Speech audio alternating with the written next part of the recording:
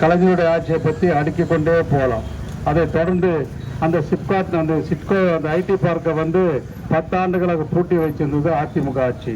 அதன் திரும்ப நம்முடைய மாண்புமிகு முதலமைச்சர் அவர்கள் ஆட்சி பொறுப்பேற்ற பிறகு அங்கே தொழிற்சாலைகளுக்கு அடிக்கல் நாட்டி இன்றைக்கு அங்கே தொழிற்சாலைகள் கட்டுமான பணிகள் நடைபெற்று ஐடி பார்க் இயங்கிக் கொண்டிருக்கிறது. இதுதான் திராவிட மாடல் ஆட்சி. ஏற்கனவே இருந்த இந்த ரிங் ரோடை போட்டது கலைஞருடைய ஆட்சி. அந்த ரிங் ரோடை 4 வழி சாலையா மாற்றினது திராவிட மாடல் நாயகன் அண்ணன் தளபதி அவருடைய ஆட்சி. இங்கே இருக்கின்ற சாலைகள் எல்லாம் 4 வழி சாலைகளாக விரிவாக்கம் செய்தது திராவிட மாடல் ஆட்சி. இங்கே இருக்கின்ற பார்க், இந்த ராமநாயக்கன் பார்க்கை உருவாக்கி தந்தது திராவிட மாடல் ஆட்சி. இப்படி நாங்கள் சொல்லினே போகலாம். இங்கே இருக்கின்ற மருத்துவமனை அரசு தலைமை மருத்துவமனையாக உயர்த்தி 100 கோடி ரூபாயில புதிதாக கட்டி கொடுத்த தலைமை மருத்துவமனை கட்டி கொடுத்தது திராவிட மாடல் ஆட்சியான தளபதியாருடைய ஆட்சி.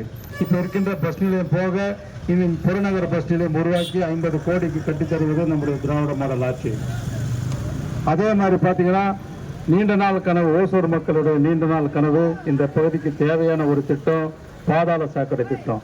இந்த பாதாள சாக்கடை திட்டம் 550 கோடி ரூபாயை நிறைவேற்றி தந்தது திராவிட மாடல் ஆட்சி. இப்படி நாங்கள் சொல்லினே போகலாம்.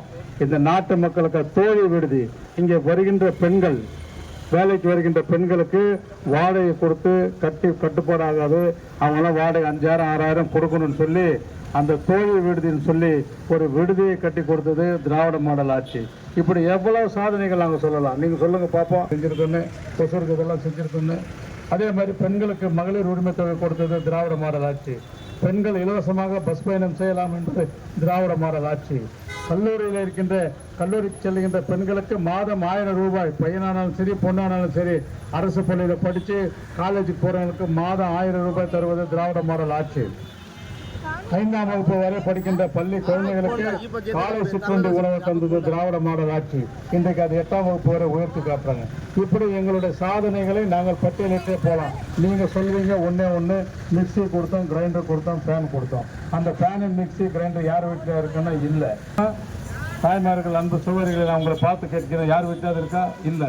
பெண்களுக்கு சொத்திலே சம உரிமை பங்கு வாங்கி தந்தது திராவிட மாடல் ஆட்சி. இன்றைக்கு 8000 ரூபாய் கூப்பன் உங்களுக்காக தருவது திராவிட மாடல் ஆட்சி. இந்த ஆட்சி தான் பெண்களுக்கான ஆட்சி. அதே மாதிரி விவசாயிகளின் தோழன் என்று சொல்லுகின்ற எடப்பாடி பழனிசாமி அவர்களே விவசாயிகளுக்கான தனி பட்ஜெட் போட்டது திராவிட மாடல் ஆட்சி. எம்ஜிஆர் மார்க்கெட் கட்டி கொடுத்தது திராவிட மாடல் ஆட்சி.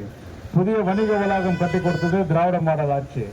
பாகலூர் ரோடு 10 கோடி ரூபாயில செப் பண்ணிட்டு இன்றைக்கு அந்த பாதையில போக்குவரத்து நெரிசல் இல்லாம செஞ்சது திராவிட மாடல் ஆட்சி. எவ்வளவு நாங்க சொல்லணும், இனி எவ்வளவு சொல்லணும் சொல்லுங்க. இப்படி சொல்லிக்கொண்டே போகலாம்.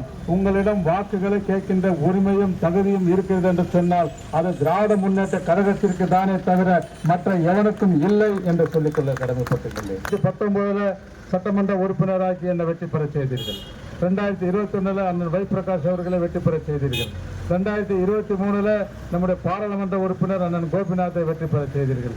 இந்த தேர்தலிலும் தயவு செய்து எங்களை வெற்றி பெற தாயங்க தொடர இந்த ஓசூர் இன்னும் வளர்ச்சி காண.